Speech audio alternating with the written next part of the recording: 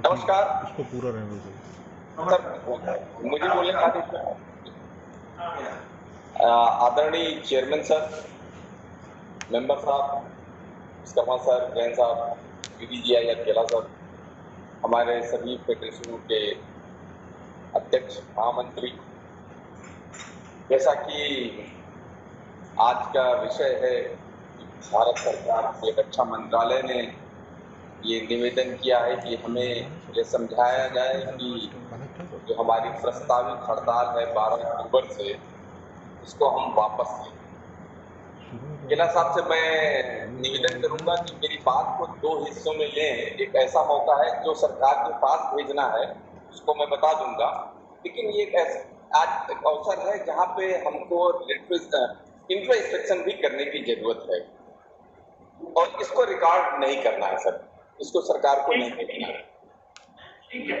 मेरा ये मानना है सर कि मैंने बहुत पहले जब मैं नौकरी में आया 1991 में फ्रंट लाइन में एक मैगजीन है, उसके साथ अप्रैल में या मतलब राजीव गांधी जी की हत्या से ठीक पहले एक आर्टिकल पब्लिश हुआ था। उसमें लिखा था ordinance factories are going to natural death.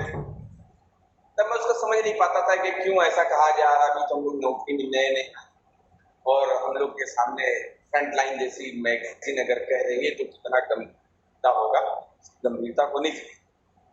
लेकिन जब पीके नायर कमेटी की रिपोर्ट आई और उसने ऑर्डिनेंस फैक्ट्रीज के बारे में कई सारी बातें कही और उसके बाद से लगातार ये बातें आ रही थी, चाहे वो हिलकर कमेटी आई हो या दूसरी अन्य कमेटियां आई या ऑर्डिनेंस फैक्ट्री बोर्ड का इंटरनल असेसमेंट।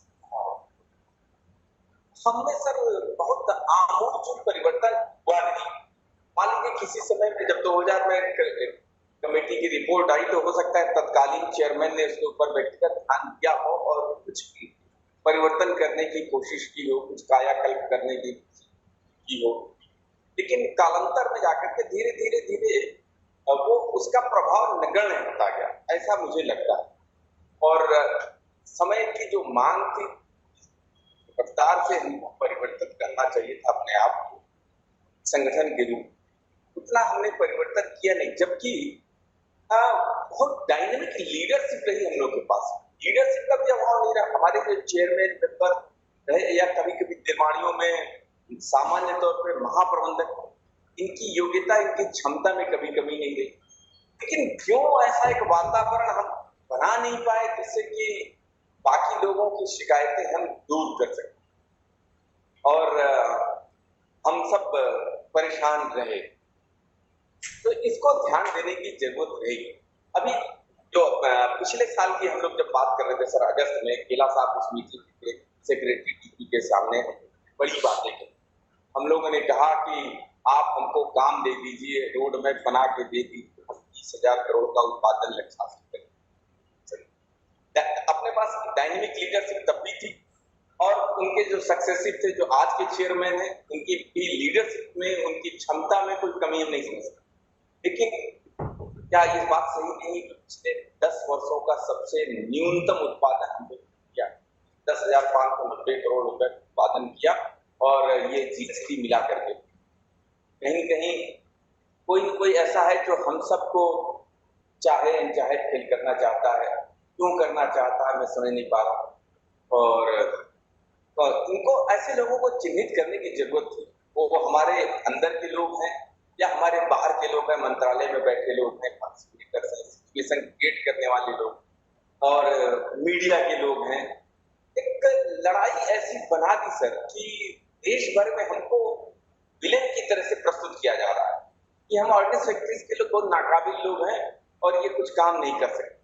ये लड़ाई थी सर, ये वो हिस्सा हुआ जो मैं चेयरमैन साहब के सामने रखना चाहता था और वुड बी चेयरमैन विश्वकर्मा साहब यहाँ बैठे, उनकी भी मैं संज्ञान में लाना चाहता।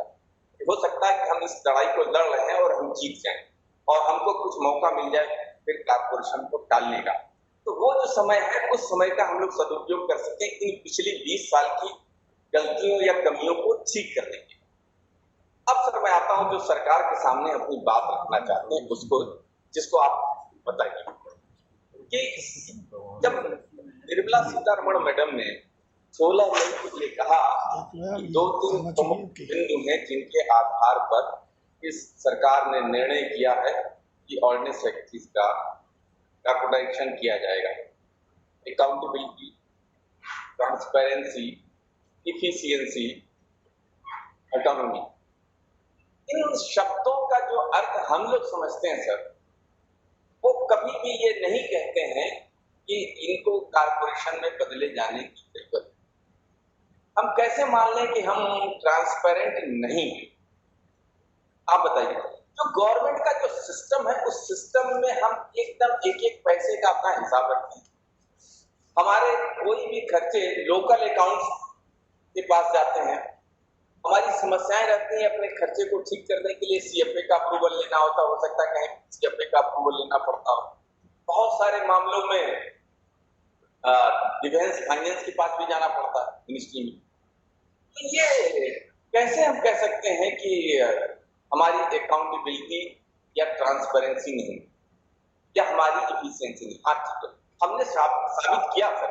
अभी इस लॉकडाउन पीरियड में चेयरमैन साहब ने एक मैसेज किया कि मिनिस्ट्री उनसे अपेक्षा करती है कि हम सब कुछ ऐसी फील्ड में काम करें जिनमें हमने कभी काम करने का सोचा भी नहीं था।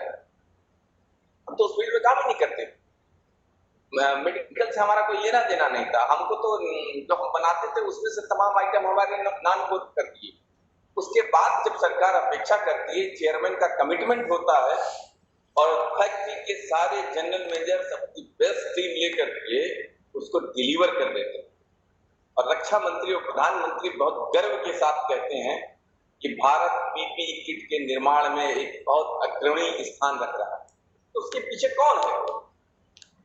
उसके पीछे वो लोग नहीं है जो हमको बर्बाद करना चाहते हैं। उसके पीछे तो हम लोग हैं, ऑर्डिनेंस फैक्ट्रीज के लोग, सरकारी क्षेत्र के लोग, और सारी जगहों पे जिसकी प्रशंसा होनी चाहिए।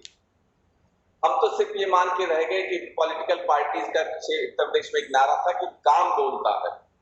काम बोला नहीं सर, ये बोलना पड़ा हमारे चेयरमैन साहब को कि हम ये कर रहे हैं। हम लोग नहीं कुछ बोल पाए। रक्षा मंत्री और प्रधानमंत्री हमारी तारीफ बहुत नहीं किए जितना खुल करके करना चाहिए था। तो जो नारा था कि काम बोलता है वो लागू नहीं हुआ। हमने बहुत मेहनत की। इस बात को लेकर के हमें बहुत अफसोस होता है कि हम कुछ अच्छा काम करते हैं तो वो कहीं दिखाई नहीं देता। अगर कोई छोटी चूक हो जाती है तो पानी में गंदगी की तरह तैरते हैं। तो क्या जरूरी नहीं कि पानी में डूब करके मोती को निकाला जाए? कौन करेगा? सरकार को इस बात समझनी चाहिए कि हम पिछले अनेक वर्षों में हम लोग टेस्टेड, और उस टेस्ट में हम पास हुए हैं। अगर कारगिल की बात करते हैं तो वहां पास हुए, उसके पहले की लड़ाइयों में पास हुए। सर अभी आप ये देखिए कि चाइना के बॉर्डर पर अभी तक एक भी गोली नहीं चली, और सारी defence preparedness, self reliance in defence preparedness की पिछले 15-20 साल से बातें हो रही थी आत्मनिर्भर बनाने के लिए। नाम उसका दें या नहीं दें, लेकिन क्या मजबूरी आ गई कि सारे डीजीज जितने हैं आर्म फोर्सेस को फास्ट प्रोक्योरमेंट में भाग गए। सबको 500 करोड़ रुपए की खरीदारी की जरूरतें आ गई और उन्होंने खरीद डाला। ये कहीं न कहीं इंगित करता है कि लोग मौका तलाश रहे हैं, और ये प्रमाणित करता है कि हमारा होना कितना जरूरी है। सर ऑर्डिनेंस फैक्ट्री ऑर्गेनाइजेशन अगर हैं तो ये इस तरह की परिस्थितियों से निपट पाने में देश सक्षम होगा। जो हमारी सेनाएं हैं ये हम पे भरोसा करेंगे और बड़े ऑर्डिनेंस प्लेस पे 72,400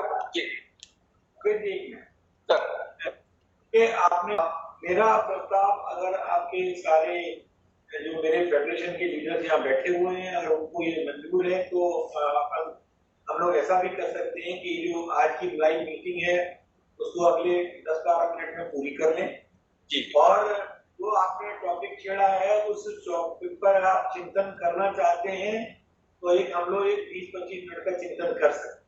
पर हमें पूरा अपना काम 1 बज के 15 मिनट तक पूरा करना।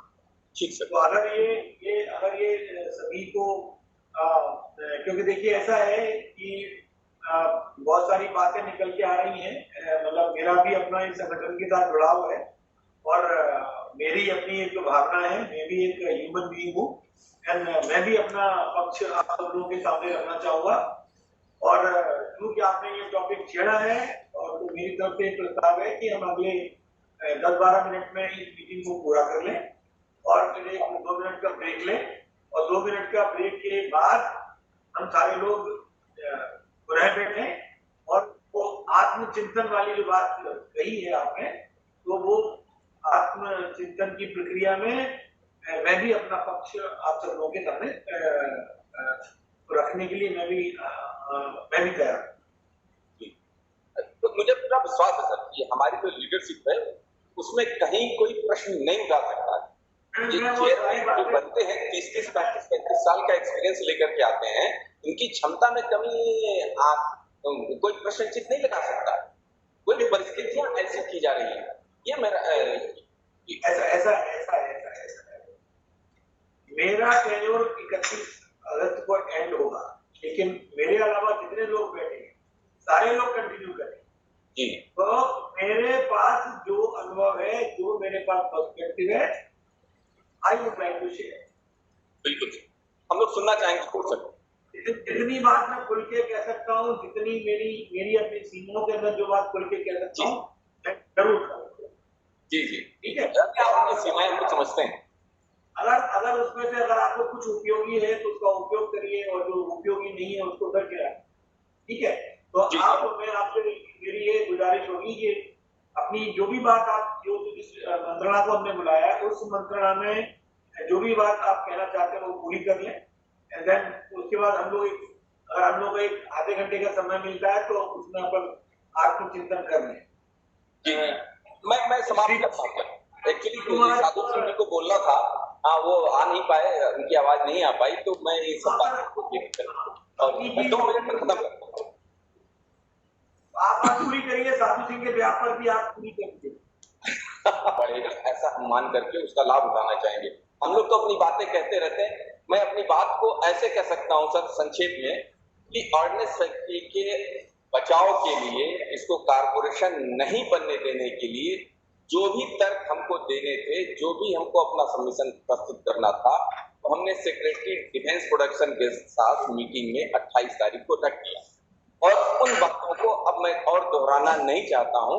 जो मैंने वहां कहा वो सारी चीजें आपके संज्ञान में हैं और उनको संज्ञान में लेकर के ही जो अपनी रिपोर्ट जाए उसमें रखिएगा।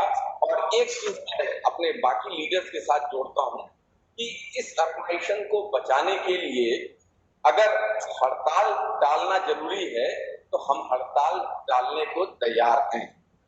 एक लाइन का स्टेटमेंट चाहिए सिर्फ रक्षा मंत्री जी से कि चलो जो बीत गया वो बीत गया, अभी ऑर्डिनेंस फैक्ट्रीज के निगमीकरण के ऊपर कोई काम नहीं होगा।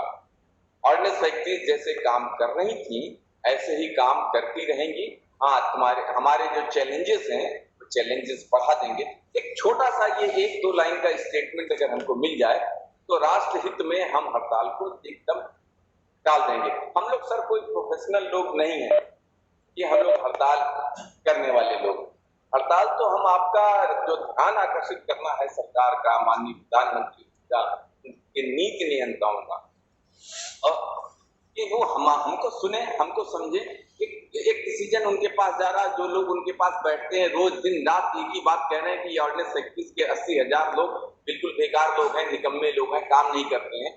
और दूसरी तरफ हम लोग हैं जो पिछले 219 वर्षों से हम और हमारी पीढ़ियां ऑर्गेनाइजेशन को आगे बढ़ाने के लिए अपना खून पसीना एक की रही, उनकी बात भी सुन लें और सुन करके जो सही समझ में आए। और इसमें हमारा हित नहीं देखें, इस देश का हित देखना सबसे जरूरी है कि देश के हित में ये 80,000 लोग और 41 ऑर्डिनेंस फैक्ट्रियों का जो परिवार है ये जरूरी है कि नहीं जरूरी। इतनी बात मैं कह रहा हूं और इसके साथ मैं अपनी बात को समाप्त करता हूं। धन्यवाद। मैं आपसे अपेक्षा करता हूं आर्थिक सेक्टर में बात करते हैं कि उद्बोधन करें जो पाथवे का काम करे। आने वाली पीढ़ियों को, हम हमारे लोगों को, ऑर्डिनेंस फैक्ट्री बोर्ड में जो लोग बैठे हुए हैं उनके सक्सेसर्स को एक रास्ता मिले, इसके ऊपर हम चल करके किन्हीं भी परिस्थितियों में हम अपने ऑर्गेनाइजेशन को आगे बढ़ा सकते। धन्यवाद। साधु सिंह जी, हाँ। 1-2 मिनट बोल पाएंगे क्या साधु सिंह जी? हाँ हाँ बिल्कुल सर। 2 मिनट के लिए। हाँ 2 मिनट। बोले। आदरणीय चेयरमैन सर, विश्वकर्मा साहब, जैन सर, केला सर, अभी हमारे पूर्व वक्ताओं ने सारी चीज़ें जो है हमारे सामने रखी हैं। मुकेश जी ने काफ़ी डिटेल में बीपीएमएस के व्यूज आपके सामने रख दिए हैं।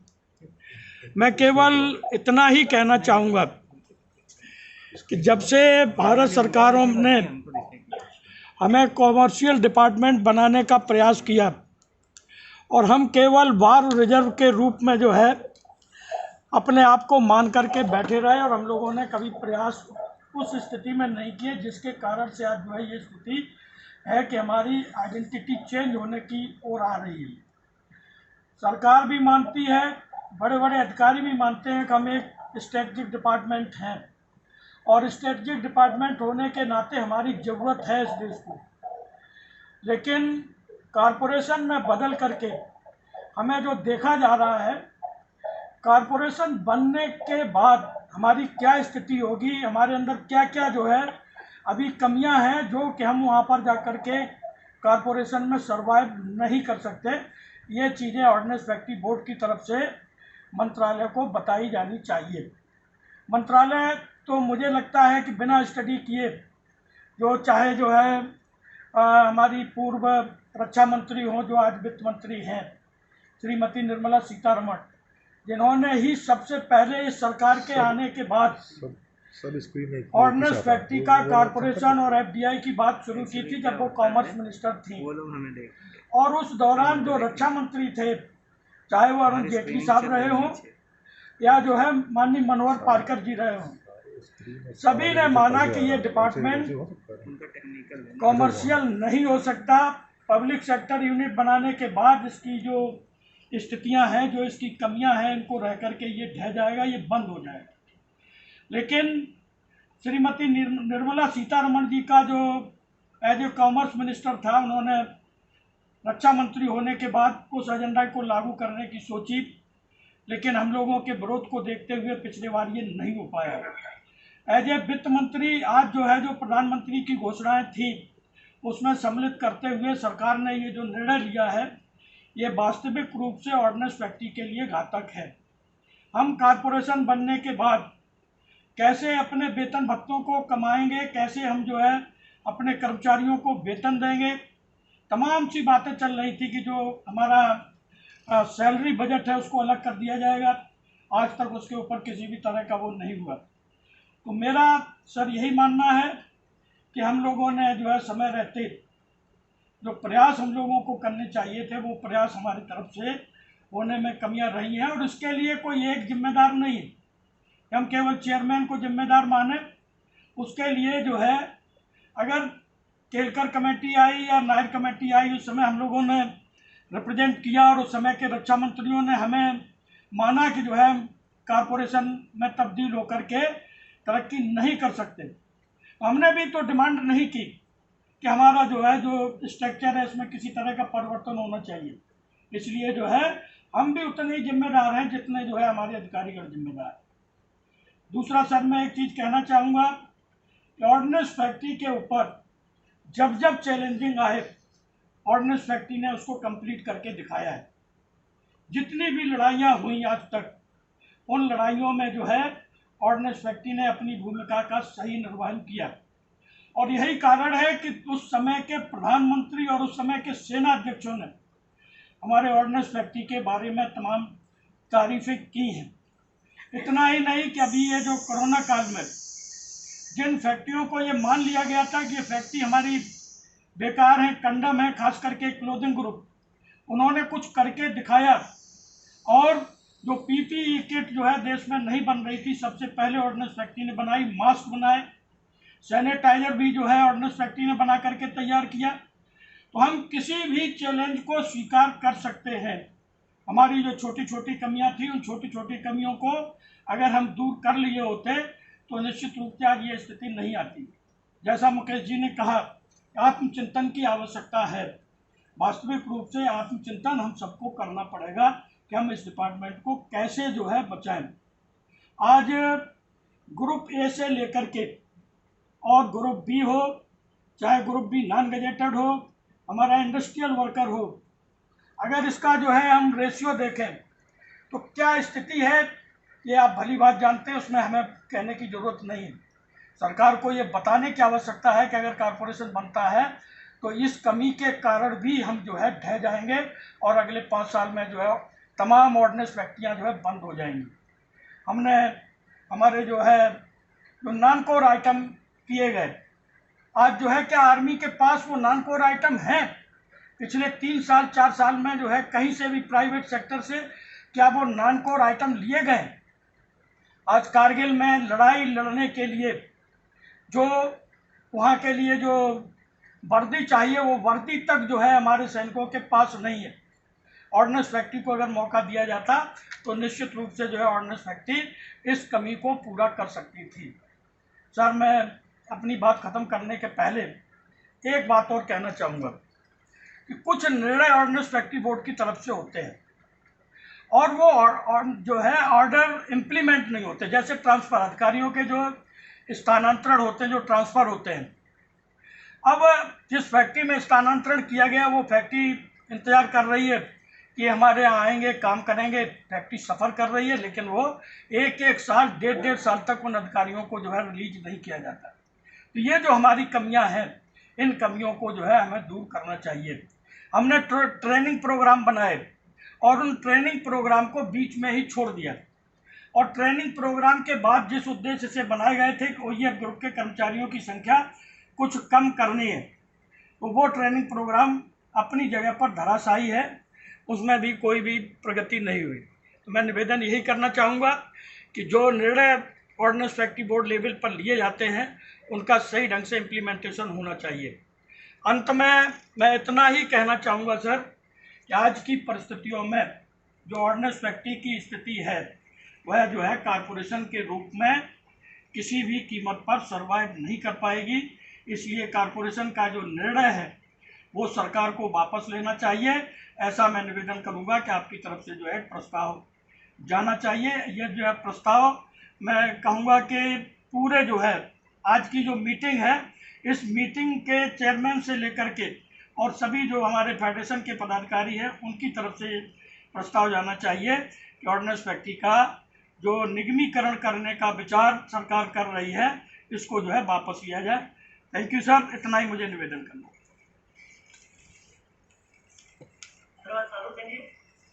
और जो चेयरमैन साहब ने अपनी मीटिंग में बताया था, जो मीटिंग हो रही है आपके विचार